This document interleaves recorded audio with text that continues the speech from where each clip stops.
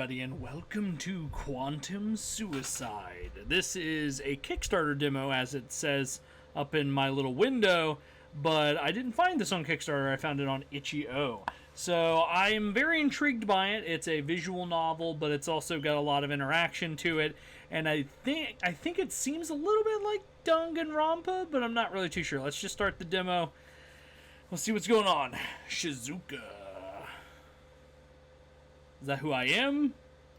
I was fading in and out of sleep. Okay. Ai, will you open the door, please? Door overrides are restricted to emergency situations only. Sorry, Shizuka. I could not help you, even if I wanted to.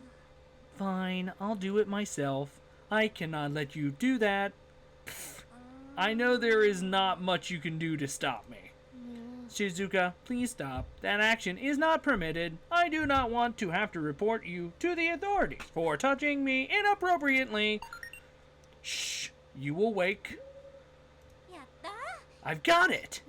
Excuse me. Wake up. Hey, stop it, AI. Huh? My eyes opened slowly, and I stifled a yawn with my hand. It took me a moment to remember where I was. There's no music in this, and oh, okay. AI, what time? I'm gonna go with I, maybe? I, what time is it? The time is 4:22 a.m. on the 12,418th day. However, I'm going back to sleep. But I have to tell you, shh, not now. Sleeping. I rolled over on my side and snuggled back into my blanket, determined to sleep as long as I possibly could. The warmth of my bed cocooned me, and I was drifting back off to sleep when I saw her. Okay, sure. Why not? I didn't even read that. Never mind. You'll need to call Yoshiki in the morning. Your door lock is broken. What? It wasn't broken when I went to bed. Well, it is now. And how did that happen exactly? Shizuka shrugged and rolled her eyes, feigning innocence, and while inching ever closer to my television and the copy of Unicorn's Revenge that was lying on the side of the SNES console she had lent me, I sighed heavily and sat up in my bed. All I wanted to do was get a full night's sleep. Was that so much to ask? AI, the ship's artificial intelligence, stood before me, stammering apologies. Her natural luminescence gave off a faint glow in the otherwise darkened room. I do apologize. I did tell her that unauthorized entry is not permitted in emergencies, but she would not listen. I know you have not been sleeping well lately. I should have done more to stop her. Don't worry about it, AI. It wasn't your fault. I gave her a small smile. It is my fault. I should be able to take care of one delinquent girl. I should not have to rely on crew members to deal with inadequacies. If I were not a hologram, I would be more effective at my duties. You should be grateful that you are non-corporeal. Corporeal. Whatever, I don't know. Now more than ever, I can't pronounce certain words. Ai's face dropped. She flickered briefly. I suppose you are correct. Still, I should have stopped her. It's okay, no harm done. I'm fine, you're fine. I can't guarantee the safety of this one, though. I nod at Shizuka. She twitches when I mention her name, but doesn't stop connecting her controller to my console.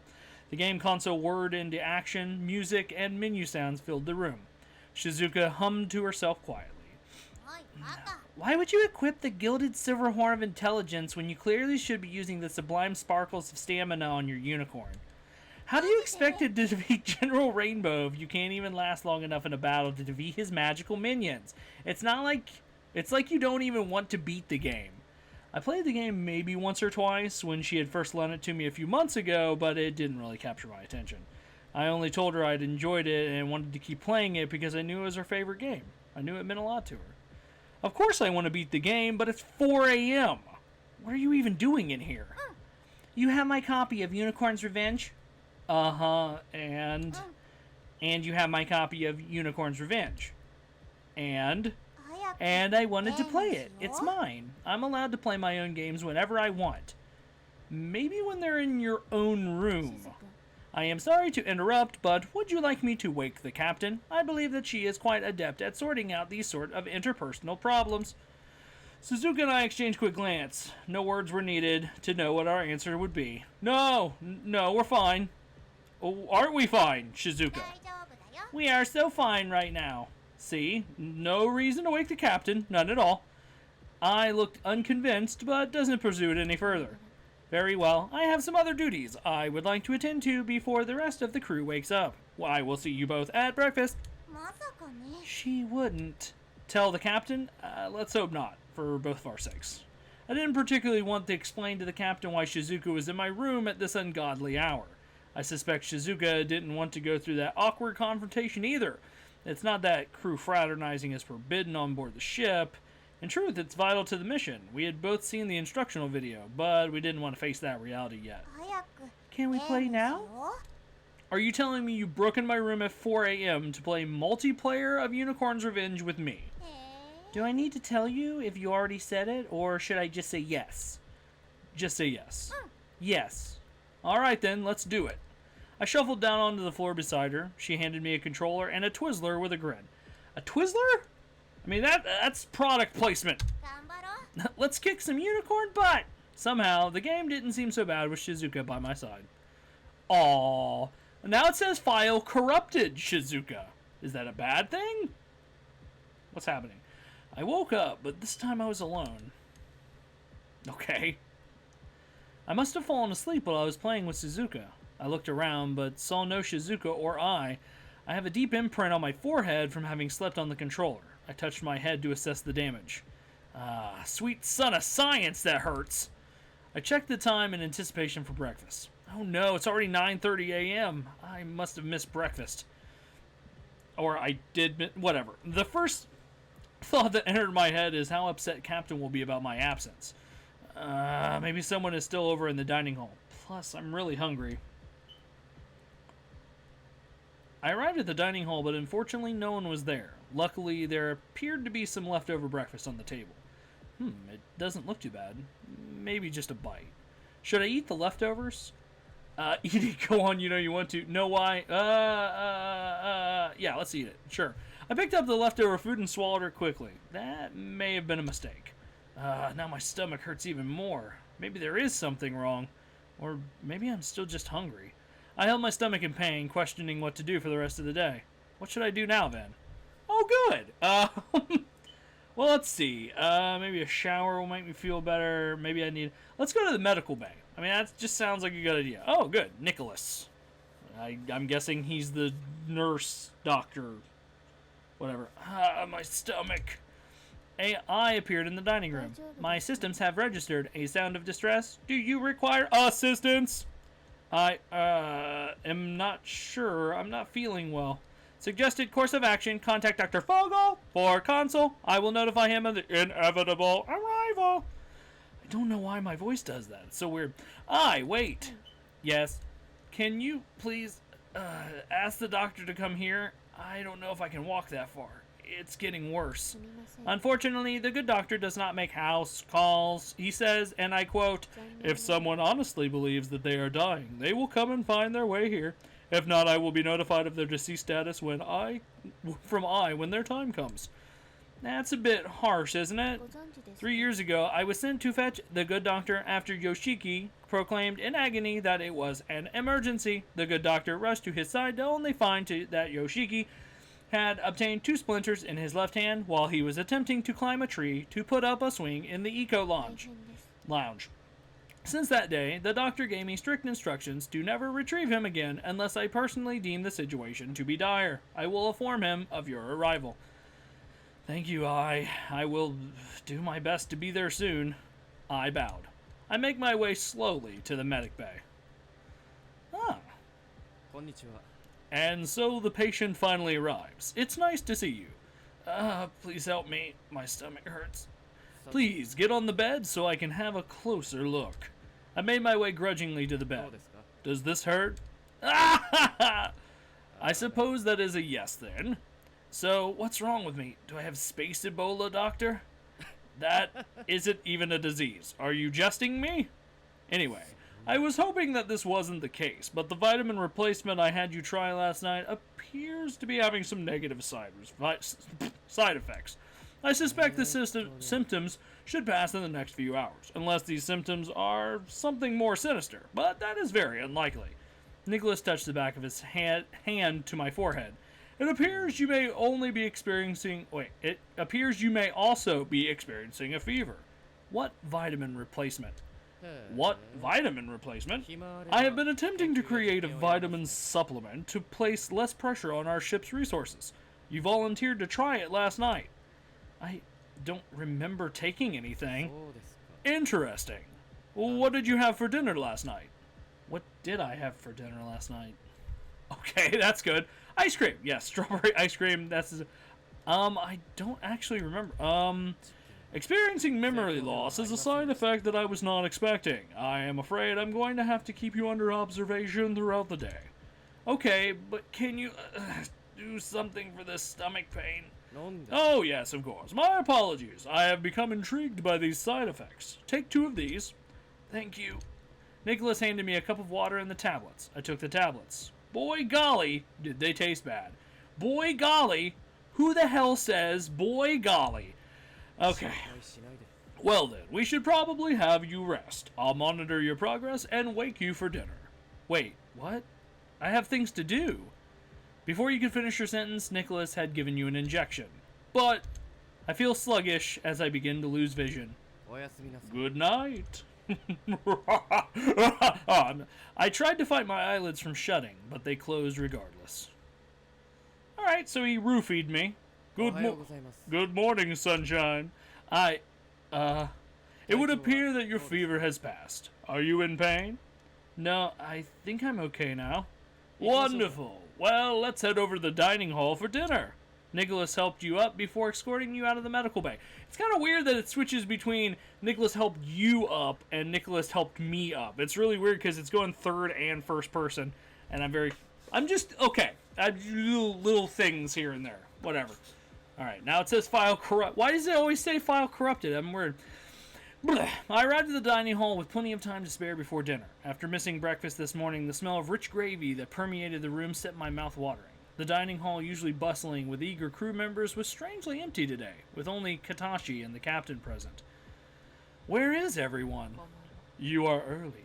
I like that in a soldier. Katashi snorted at the idea that I am a soldier, and he isn't wrong. I don't think I could shoot a gun straight if someone aimed it for me. I am a scientist after all. Sit here, please. Kimiko indicated the seat next to her. Ooh, was a captain like little on me. Playing favorites, are we, Captain? Far from it. Keep your friends close and your enemies closer, I believe is the saying.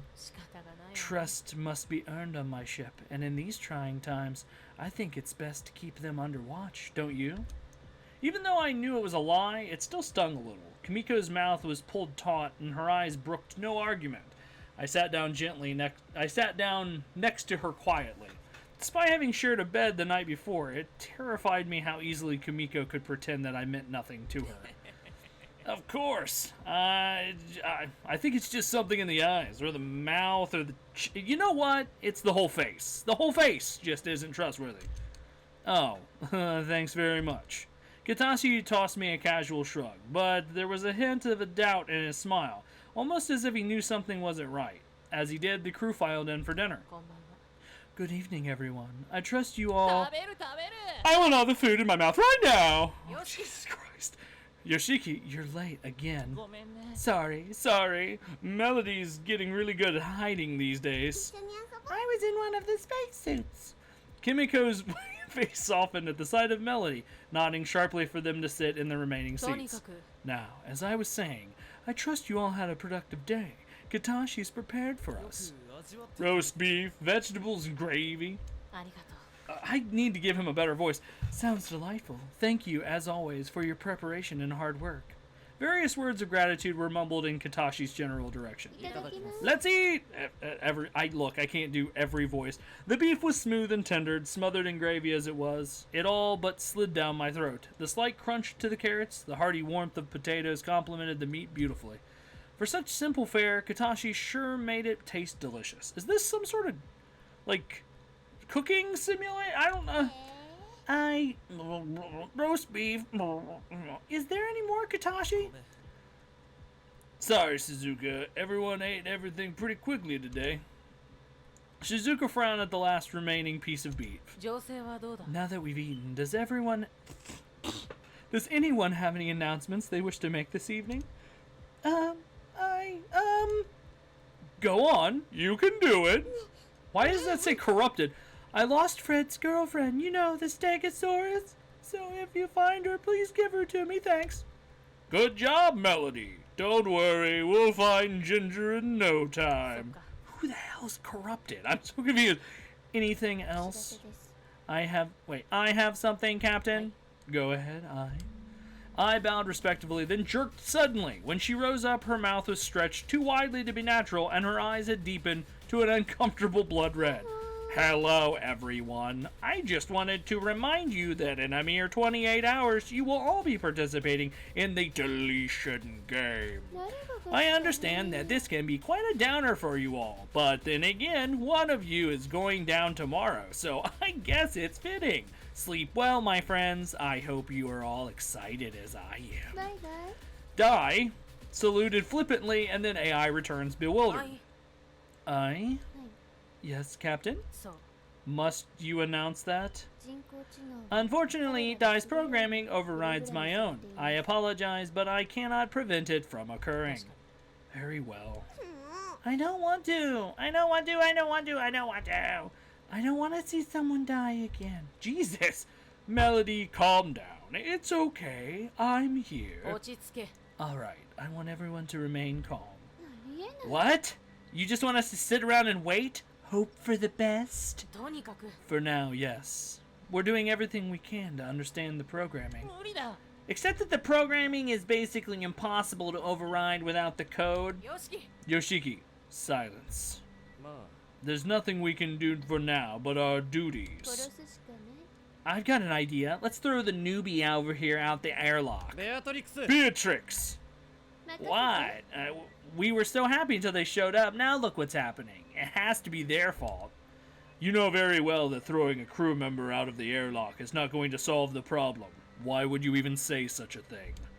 Who knows? Maybe it would bring us good luck. We don't know till we try. Beatrix fixed me with a dark, dangerous look. She looked serious. Nicholas's words were utterly lost on her as she continued to stare at me. Hello, everybody, and welcome back to more Quantum Suicide with me, Flog. As soon as I hit the button, it basically skipped to the next line of dialogue, so you haven't missed anything at all. Alright, enough. We are all frustrated, and we are all in this together. Pointing fingers is helping no one. We will deal with tomorrow when it comes. Dismissed. Captain. I said dismissed, Nicholas. Everyone started to shuffle out of the dining hall in a depressing silence. I stood to head toward my quarters, but felt anxious about going back to that cavernous room to be alone in the chaos, with the chaotic thoughts thrashing in my mind. Jesus, I can't talk. I felt a tentative tap on my shoulder. A quick word, please. Someone's in trouble. Kimiko and Beatrix exchanged glares, and then Beatrix disappeared outside the hulking metal door. The captain and I were left alone. Alright, so, I mean, apparently, according to the dialogue, I shared a bed with Kimiko. It is so rare that I can find some time to speak openly with you. It is hard keeping us a secret from everyone. I understand. I want to tell everyone too because I am so happy, but now simply isn't the time. I know. Maybe when we fix all this mess with the game, we can tell everyone about us. I hope so too. Kimiko leaned into me, placing her soft, delicate hands on either side of my face. She looked me straight in the eyes. You are the best thing that has ever happened to me. I never thought I could be truly happy. Before you say anything, if I die tomorrow, I want you to know that I was truly happy up until my last moment. I would not ask you to spend my last moments. I would not ask to spend my last moments in any other way, or with anyone other than you. I love you today, tomorrow, and forever. Well, Captain, aren't you just a sweet thing? I love you too. Kimiko leaned in and kissed me sweetly. I just want to finish cleaning up here. Why don't you head off to bed, and I will be there shortly. Okay, I will see you shortly. I left the dining hall and headed to Kimiko's quarters, constantly checking to ensure no one saw me. I arrived at her quarters soon after and turned the lights on as I entered. Kimiko? Yes? You startled me. How did you get back here before I did? Kimiko moved towards me and placed a finger across my lips. Shh. She leaned in close. I could smell the scent of strawberries in her hair. I could feel her warm breath prickling on my neck. I felt warm metal slice through my skin effortlessly. I looked down in horror to see a knife protruding from my stomach. Blood was pouring onto the floor. Clutching the knife wound, I stumbled backwards, slipping into a pool of my own blood. Kimmy! Kimiko stood over me, her eyes empty. A soft smile played over her face. She crouched down next to my ear, lightly caressing my face. In no world are we together. She drew the knife from my stomach, the pain becoming excruciating as the blade gently dragged across my flesh. From the ground, I saw Kimiko exit into her bathroom. I applied pressure to the open wound, soaking my hands in blood. My breathing became labored, each breath, harder than the last, as Kimiko enters the quarters. Oh no! Kimiko let out a scream of pure horror as her eyes locked onto mine. Kimiko rushed to my side, hauling me into her lap. Tears streamed from her face onto mine as her voice became higher and more desperate. I appeared. Oh my, shall I alert the good doctor? Go! Hurry! Hurry! I disappeared as quickly as she appeared. Come on, don't give up on me. Kimiko fearfully shook me, her panic fueling her actions. Kimmy. It's okay. Don't try to talk. Just stay awake. Nicholas will be here shortly. This is nothing but a flesh wound. You'll be okay. He'll fix this. You'll be okay. As Kimiko continued to reassure me everything was going to be fine, dread coursed through my veins as I saw a glint of steel flash behind her. Alrighty then. Holy. Okay. Weird. My brain is running rampant. How is this possible? I could feel Kimiko shaking me, screaming my name. Kimiko. Behind. No words could come out. My body wouldn't move. Darkness washed over me. Are you kidding me? This is actually... Now it's starting to pick up. Welcome to the Deletion game. That it? Is that it? That's it. You... Okay, so this is just going to be one video. I thought I was going to split it into two, but there you go. So that is presented by Cotton Candy Cyanide, which is an interesting name. But that's a pretty interesting way to kick off a visual novel. And like I said, it's got a little bit of a Danganronpa thing going on, except that this one's in space and stuff like that. So I'm fairly interested. So hopefully we get to play that soon. Anyway... Thank you guys very much for joining me on Quantum Suicide. If you guys want to check out the demo, I'll link it below. If you guys want to check out the Kickstarter, I'm not sure that it's still there, but if it is still there, I'll link that below as well. But anyway, thank you guys for joining me. I am Vlog. This was Quantum Suicide. Remember to hit that like button, comment, and of course subscribe. Are you gaming? Well, you should be. So get out there, guys, and I'll see you in the next one. Bye! I can't see in the dark.